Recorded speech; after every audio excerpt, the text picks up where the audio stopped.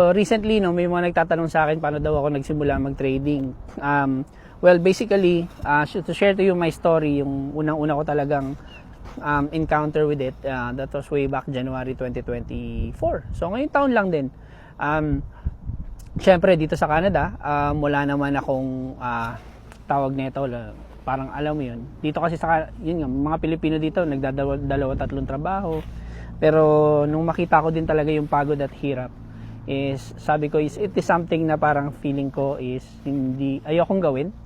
So kaya syempre, ano ba yung option ko is maghanap talaga ng racket or sideline na pwedeng gawin ko lang sa bahay na alam mo yung convenient, and doon ko nakita yung forex trading. So nakita ko siya because of my friends. So nakita ko sila na nagiging profitable, alam mo yun, sa mga post sa social media. Doon nag-start. Pinakaunang-unang trade ko, syempre, kumopya lang ako ng signal noon. Tapos, tawag niyan, to be honest, hindi ko alam kung ano yung gagawin ko, pero sabi sa akin nung kaibigan ko, kopyahin mo lang yung take profit, tapos yung SL, ilagay mo lang dun sa MetaTrader 5 mo, and let it run.